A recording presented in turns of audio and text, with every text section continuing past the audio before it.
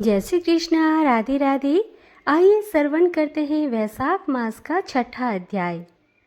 नारद जी कहते हैं कि हम एक ब्राह्मण और छिपकली का इतिहास कहते हैं। प्राचीन काल में हेमांग नाम का एक राजा इक्ष्वाकु वंश में हुआ। उस वंश के राजा ने अन्न दान नहीं किया, इसी से उसे चातक व छिपकली का जन्म मिला। वह निर्धन व निर्बल ब्राह्मणों की बहुत सेवा किया करता था, लेकिन विद्वान व तेजस्वी वेद पाठी ब्राह्मणों की सेवा नहीं करता था। जो वस्तु स्वयं सुलभ है उसका दान नहीं करता था। उसका कहना था कि दुर्लभ वस्तु का दान उत्तम होता है। वह ब्राह्मणों का बड़ा ही भक्त, किसी की निंदा न करने वाला, शत्रुओं पर विजय पाने वाला तथा जितेंद्रिय था। उसने इतने यज्ञ किए कि कुशाओं से पृथ्वी पर कुशा ही कुशा दिखाई देने लगी थी। उसने गो, भूमि तथा स्वर्ण का दान देकर अनेक ब्राह्मणों को प्रश्न किया। कोई ऐसा दान नहीं जो उसने न किया हो। परंतु कभी भी वैशाख मास में जल दान नहीं किया करता था। वह कहता था कि अलभ्य वस्तु दान करने का फल जल तो सहज में ही लभ्य है। अतः वह राजा लूले, लंगड़े, अंधे और जीविकाहीन ब्राह्मणों की सेवा किया करता था, किंतु वेद पाठी, तत्वज्ञानी और ब्रह्मवादियों की पूजा नहीं किया करता था। वह कहता था कि विख्यात ब्राह्मणों की सेवा तो सभी करते हैं। अनाथ, अनपढ़, लूले, लंगड़े और दरिद्रतों की दुर्गति हो और यही दया के पात्र हैं। इस दोष के कारण 3 जन्म तक उसको चातक की योनि मिली, फिर 1 जन्म में गीध बना, फिर 7 जन्म तक कुत्ते की योनि मिली, फिर एक राजा के महल में छिपकली योनि में उत्पन्न हुआ। इस प्रकार उस राजा का मिथिलापुरी के राजा श्रुतिकृति के घर में छिपकली बनकर द्वार की चौखट पर कीड़ों का भक्षण करते हुए 87 वर्ष बीत गए। एक समय श्रुतिदेव ऋषि भूखे प्यासे दोपहर के समय मार्ग में थके हुए मिथिलापति के घर आए। ऋषि को देखकर राजा ने खड़े होकर उनका बड़ा आदर सत्कार किया, मधुपर्क आदि करके उनका पूजन किया और उनके चरण धोकर अपने माथे पर जल को छिड़का। देवयोग से उस जल की एक बूंद छिपकली पर भी जा गिरी।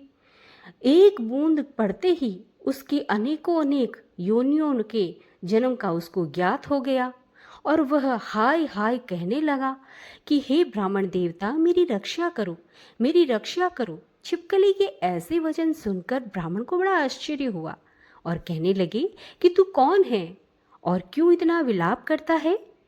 तू अपना सब वृतांत कह, मैं अभी तेरा उद्धार करूंगा। ऋषि के ऐसे वचन सुनकर वह छिपकली कहने लगी कि हे ब्राह्मण, मैं एक चाकू वंश में उत्पन्न हुआ, वेद शास्त्र का ज्ञाता था। मैंने अनेकों गोदान तथा यज्ञ दान और बहुत दान दिए और धर्म पूर्वक राज्य भी किया, तो भी मुझे स्वर्ग नहीं मिला। 3 जन्म तक चातक और 1 जन्म कुत्ते की योनि में मिला। अब इस छिपकली की योनि में हूं मैं। यह राजा आपका चरणोदक छिड़क रहा था, उसकी एक बूंद मुझ पर गिर गई, जिससे मुझे पूर्व जन्म का वृतांत स्मरण हो गया और मेरे अनेक पाप नाश हो गए। मुझे 28 जन्म तक छिपकली की योनि भुगतनी पड़ेगी, सो मैं इन जन्मों से डरता हूँ। अतः आप कृपा करके कहिए कि मेरी यह दशा कैसे हुई। अब ऋषि ने अपने ज्ञान चक्षु द्वारा यह सब कुछ जान लिया और कहने लगे कि मैं तुम्हारी बुरी योनि का कारण जानता हूँ। तुम ध्यान देकर सुनो। तुमने भगवान के प्यारे वैशाख मास में कभी भी जलदान नहीं किया। तुमने जल सुलभ जान यह समझ लिया कि यह तो बिना मूल्य ही मिलता है और धूप व मार्ग में प्यासे ब्राह्मणों को जलदान नहीं दिया। महात्माओं की अवज्ञा इस लोक और परलोक दोनों में दुखदायी है। सज्जनों की पूजा की धर्म, अर्थ, काम, मोक्ष देने वाली होती है। इस प्रकार बहुत से कर्तव्य अकर्तव्य को ही नहीं देखते। जैसे मंद आदमियों की संगति से सब कुछ फल नहीं मिलता, वैसे ही तीर्थ और मूर्तियों से भी तत्काल कुछ फल नहीं मिलता है, परंतु महात्मा तो दर्शन मात्र से ही पवित्र कर देते हैं।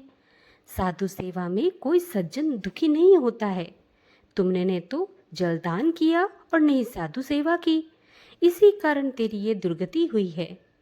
अतः अब मैंने जो वैशाख में पुण्य किया है वह तेरे को मैं दे दूंगा, उसी के फल से तेरी शांति होगी।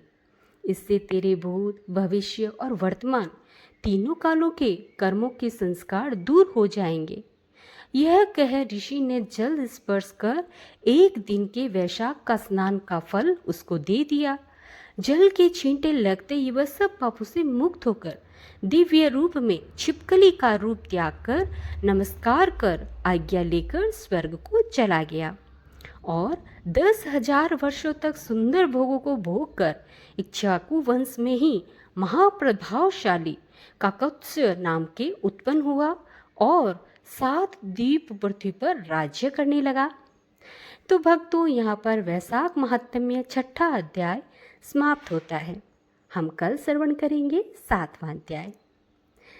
श्री कृष्ण गोविंदे हरे मुरारी, हे नाथ नारायण वासुदेवा।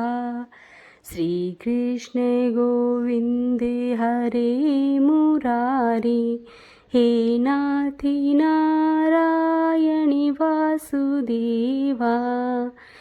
जय जय नारायणी नारायणी नारायणी, स्वामी नारायणी नारायणी नारायणी। जय जय नारायणी नारायणी नारायणी, लक्ष्मी नारायणी नारायणी नारायणी। हरे कृष्णा, राधे राधे।